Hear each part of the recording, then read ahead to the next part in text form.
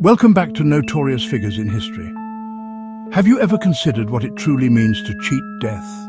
Is it merely the act of surviving a mortal wound, of walking away from a hail of bullets when all logic dictates you should fall? Or is it something more profound, something woven into the very fabric of a person's legend? Does it mean becoming a story, a whisper on the wind, something that lives on long after the heart has ceased its desperate drumming? Today, we delve into the life of a man who seemed to have made a pact with fate itself. A man who stared into the abyss so many times that the abyss started to look away. We are talking about Chris Evans, a name etched not in stone but in the smoke and fire of the American West. His story is not a simple one of good versus evil. It's a tangled web of desperation, loyalty, and brutal violence. To understand Chris Evans, you have to understand the land that shaped him. The California of the late 19th century was a place of stark contrasts and notorious figures, a land of golden opportunity but also of crushing poverty and violence. Every outlaw needs a partner, a confidant, a shadow who rides alongside them through thick and thin, and who is willing to use brutality as a tool. For Chris Evans, that person was John Sontag. Sontag was younger and ready for the job, a former railroad worker, who harbored a deep-seated grudge against the Southern Pacific after a workplace accident left him injured and discarded. Their shared hatred for the railroad forged a bond stronger than steel. It was a partnership born of violence, vengeance, and brute force. Evans, the older, more experienced strategist. Sontag, the fiery, younger enforcer. Together they were intellect and raw aggression, a force of nature ready to be unleashed, plotting by candlelight with pistols and bad intentions, whispered plans and maps.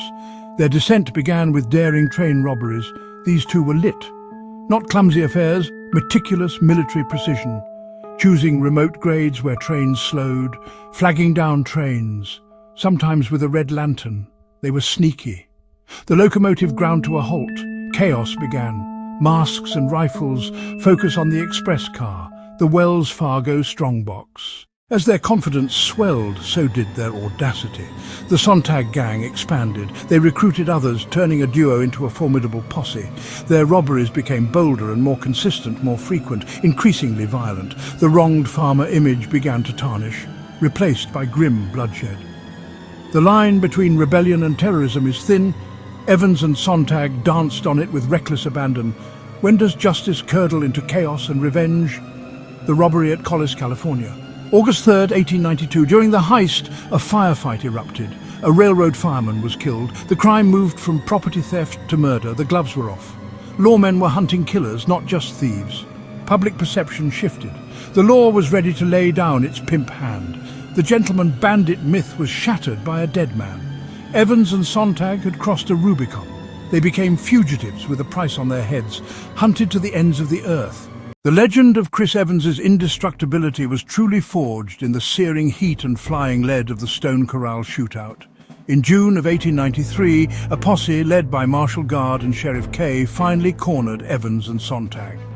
They had tracked them to a cabin belonging to Evans's mother-in-law, a place they believed was a safe haven. The lawmen surrounded the wooden structure, believing they finally had their men trapped. The air grew thick with tension. The quiet rustle of the wind through the dry grass was the only sound before the world exploded into violence. The posse called for their surrender, but the only answer they received was the deafening roar of rifle fire from within the cabin. What followed was a battle of almost mythical proportions. It was not a brief exchange. It was a prolonged, desperate siege. Bullets tore through the thin wooden walls of the cabin, splintering wood and shattering glass. The lawmen, positioned behind the relative safety of an old stone corral, poured a relentless volley of fire into the house.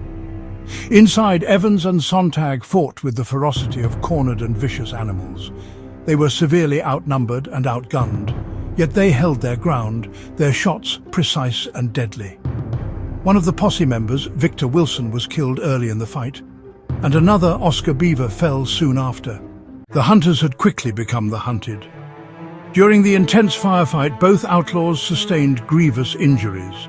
John Sontag was hit multiple times, his body riddled with bullets, leaving him mortally wounded.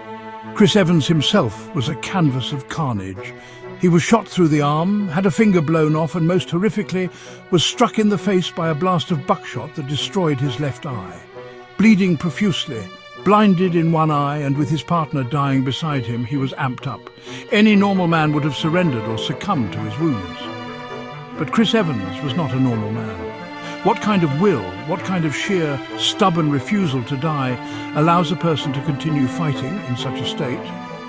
Somehow, under the cover of darkness, the impossible happened. Despite his horrific injuries, Chris Evans managed to escape the posse's cordon. He slipped away like a boss from the scene of the battle, leaving behind a dying Sontag and the bodies of 2 lawmen. He vanished into the night, a one-eyed gimp, bleeding ghost. When the posse finally stormed the cabin at dawn, they found only Sontag, clinging to life.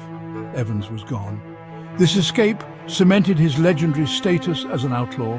He wasn't just a man anymore, he was a spectre, a bogeyman who could not be killed. He had cheated death in the most spectacular fashion imaginable, and in doing so had become more myth than man in the eyes of the public and the law. The escape from Stone Corral triggered one of the largest and most frantic manhunts in California's history. The story of the one-eyed, wounded outlaw was on the front page of every newspaper. But a man so grievously wounded cannot run forever. The law, relentless, caught up to him. He was found hiding in an acquaintance's house, weak from infection and blood loss. The final chapter of Chris Evans' life was not spent on the gallows. He was convicted and sentenced to life in Folsom Prison. The seemingly indestructible man was finally broken not by a bullet, but by the slow, grinding machinery of the justice system. He would spend the rest of his days behind bars, a caged lion. In prison, he became a model inmate, a quiet, introspective man. It is a strange and common paradox, isn't it? How the most violent and defiant men can become docile once the fight is truly over. Did he reflect on the lives he had taken, the chaos he had caused? Or did he still see himself as the righteous warrior he once believed he was? His legacy is a complicated tapestry, woven with threads of heroism, woven with threads of villainy. To some, he remains a folk hero, a symbol of the common man's struggle against corporate greed. To others, and certainly to the families of the men he killed, he was a ruthless murderer, a thief. Which view is closer to the truth? Perhaps the truth lies in the murky grey between the two. If you found this story compelling, subscribe for more videos on notorious figures in history, and consider watching more of our long-form mini-documentaries on our channel. Each view helps us produce more full-length historical dives. Until next time, stay curious. Cheers.